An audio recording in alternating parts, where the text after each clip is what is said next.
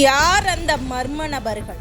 தேச விரோதிகளை துரத்தி துரத்தி வேட்டையாடும் இந்தியாவுக்கு எதிராக சதி செய்பவர்கள் எங்கு மறைந்திருந்தாலும் அவர்கள் வேட்டையாடப்படுவார்கள் என்ற புதிய இந்தியாவின் அதிரடி முழக்கம் இன்று எல்லைகளை தாண்டி எதிரொலித்துக் கொண்டிருக்கிறது. இந்தியாவிற்குள் ரத்த ஆறுகளை ஓடவிட துடிக்கும் பயங்கரவாதிகள் இப்போது யாரென்றே தெரியாத மர்ம நபர்களின் துப்பாக்கி குண்டுகளுக்கு அடுத்தடுத்து பலியாகி வருவது உலகரங்கில் பெரும் பேசுபொருளாகி உள்ளது. இந்தியாவால் மிக தீவிரமாக தேடப்பட்டு வந்த லஷ்கர்-இ தைபா அமைப்பின் முக்கிய தளபதியான முகமது காசிம் குஜார் என்ற சல்மான் பாகிஸ்தானின் பெஷாவர் நகரில் மர்ம நபர்களால் சுட்டுக் கொல்லப்பட்டிருப்பது பயங்கரவாத கூடாரங்களை நிலைகுலைய செய்திருக்கிறது.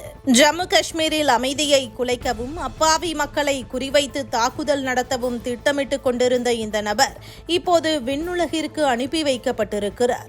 இந்த முகமது காசிம் மட்டுமல்ல, கடந்த சில மாதங்களாகவே பாகிஸ்தானில் இந்தியாவுக்கு எதிரான சக்திகள் வரிசையாக குறிவைக்கப்படுவது ஒரு தொடர்கதையாகிவிட்டது.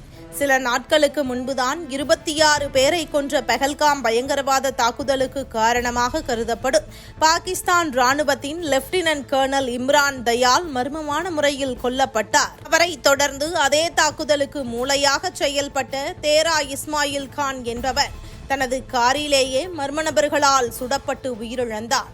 பாகிஸ்தானை தொடர்ந்து இப்போது கனடா மற்றும் வங்கதேசம் என உலகெங்கிலும் இந்தியாவுக்கு எதிராக சதி செய்பவர்களுக்கு மர்ம நபர்கள் மூலம் மரண அடி விழுந்து வருகிறது.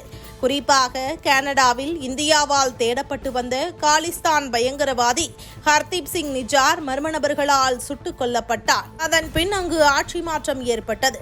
மேலும் கனடாவில் இந்திய எதிர்ப்பு சக்திகளின் முதுகெலும்பை உடைத்துள்ளது. அதேபோல லாரன்ஸ் பிஷ்னோய் கும்பலால் கொல்லப்பட்டதாக கூறப்படும் சுக்தூல் சிங் கில் போன்ற சர்வதேச விரோத சக்திகள் தாங்கள் பாதுகாப்பான இடத்தில் இருப்பதாக நினைத்துக் கொண்டிருந்த வேளையிலேயே வேட்டையாடப்பட்டனர்.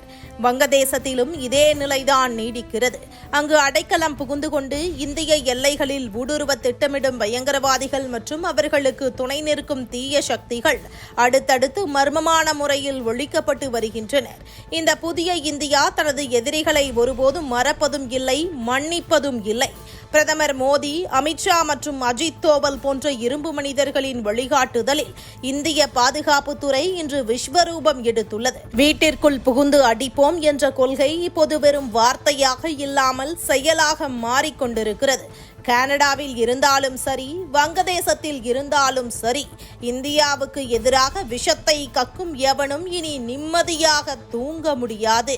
ஒவ்வொரு மர்ம கொலையும் இந்தியாவுக்கு எதிரான சதிகளுக்கு வைக்கப்படும் முற்றுப்புள்ளியாகவே பார்க்கப்படுகிறது. தேச விரோதிகளை விண்ணுக்கு அனுப்பும் இந்த படலம் தொடரும் என்பதில் எந்த சந்தேகமும் இல்லை.